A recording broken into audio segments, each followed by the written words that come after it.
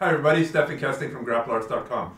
Today I've got my friend Dennis Kang, and Dennis has competed in MMA and Abu Dhabi and submission grappling and Brazilian Jiu-Jitsu and a ton of stuff. And I thought what we'd talk about are the simplest, I'd show my simplest takedown for no gi, and you'd show your simplest takedown for no gi, just to give people who don't want to spend a ton of time working on their their high crotches or their fancy suplexes. Something that's easy to remember. Something that's easy to remember. Right.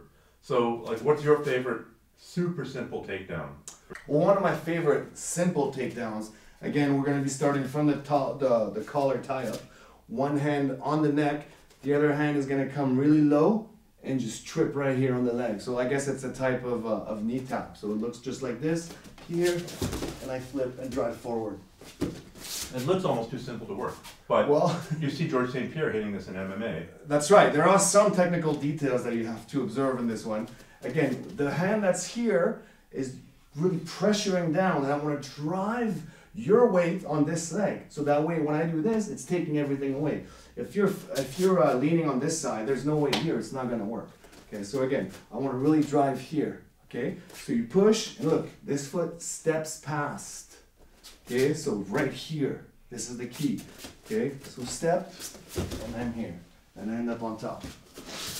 Does it matter if I have the same collar? If you got this collar tie, I'm gonna have this collar tie. Typically, does it matter? It only matters if you're really stiff and you're blocking me and you're stopping me from reaching down. That's when I'm gonna do some hand fighting and come inside. Right now that I'm here, again, over here. Okay. Okay, so that was kind of a rotational trapping of the bicep going inside. Okay. I guess my simplest takedown is similar because it starts off like collar tie as well, which is what almost all people end up doing. Oh, I'm going to grab your head. And it's a snap down basically. Okay. So I think a lot of people, when they do a snap down, they're just trying to pull the head down. That's right. And then go for a guillotine, go for a front headlock or spin behind. The detail that really helped me with this, but the problem is it's hard to train because people don't like to be clubbed in the back of the head, is to be pushing with the bottom part of the forearm rather than the wrist. Right. If I'm pushing with the bottom part of the forearm, my hand comes up behind the head, and that gives me some time to develop this momentum. Ouch. Yeah, exactly. And they're off. So if I want to do this for real, I don't start with my hand here. I start with my hand here. Then when I club you down, I don't just stand here because you're going to go and grab my legs or plow your head into my chest. So I'm going to be pushing, pushing, pushing. You're going to be pushing back. I have to step back. I have to do that. And once your head is down, well then depending what you want to do, you can go to your guillotines. If you're here, you can get your front headlock and pull the guy forward. You're really good at doing that. You've done that countless times. I like that move a lot. And jerking the guy forward. Yeah. So I've actually used this same takedown in an MMA fight. It was my second fight in Pride and my second fight against Andrei Semenov.